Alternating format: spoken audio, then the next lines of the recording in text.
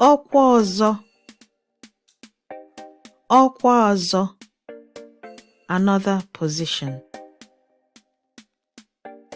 Ndewo, this is Yvonne from Learn Igbo Now Challenge, and in this video, we're going to learn a story about someone getting a new job. Okwa ọzọ, or rather a new position in the same workplace. Okwa ọzọ, another position. But before we start, we're going to look at some words that we'll learn from this story. And these words are Ụgbọ oloko, train. Ụgbọ oloko, train.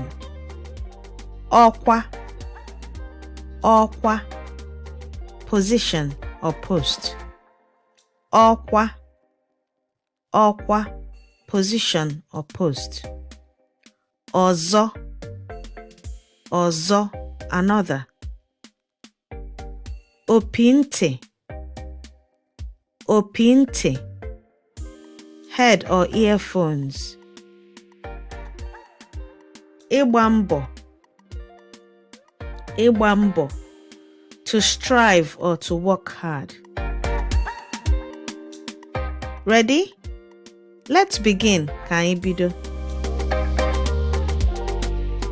Okezie nọ n'ime ụgbọ oloko. Okezie nọ n'ime ụgbọ oloko.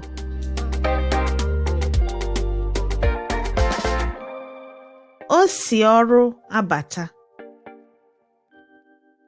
O si ọrụ abata. Chi ejiwela. Ọ na-elepụ anya na mbọ ụgbọ oloko. Chi ejiwela. Ọ na-elepụ anya na mbọ ụgbọ oloko.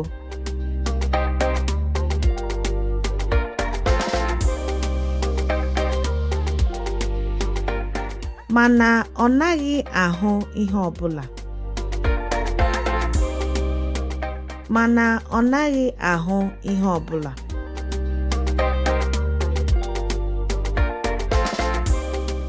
Uche ya dị ebe ọzọ. Uche ya dị ebe ọzọ.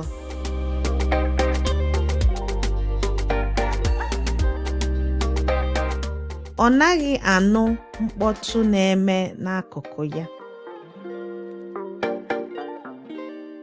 Ọ naghị anụ mkpọtụ na-eme n'akụkụ ya.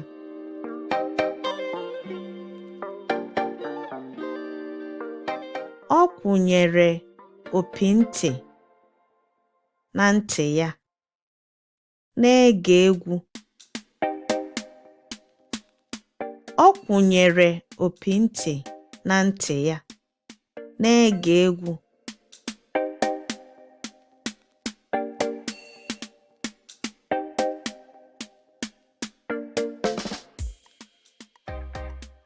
Ọ na-ewe ya otu elekere n'ụgbọ oloko tupu o ruo ebe ọ ga-arịtu. Ọ na-ewe ya otu elekere n'ụgbọ oloko tupu o ruo ebe ọ ga-arịtu.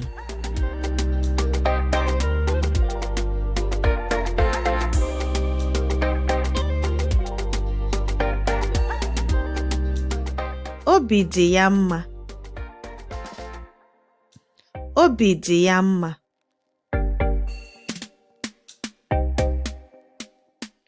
E nyere ya ọkwa ọzọ n'ụlọ ọrụ.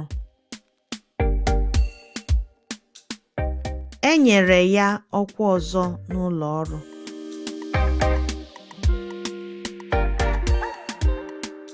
O teela aka anya ya dị n'ọkwa ahụ.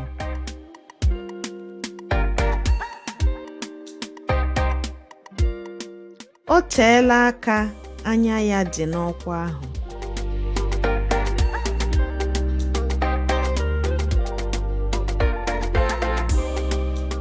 Ọ bụ onye na-agba oke mbọ. Ọ bụ onye na-agba oke mbọ.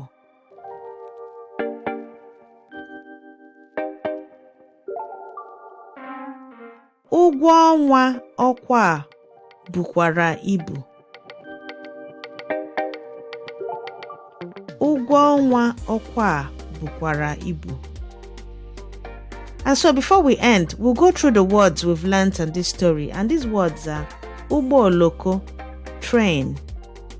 Ụgbọ oloko, train. Okwa, okwa, position or post. Ọzọ, ọzọ, another. Ọzọ, another. Opinte, opinte, head or earphones. Ịgba mbọ, ịgba mbọ, to strive or work hard. That's it for today. Ka o mesịa. See you soon.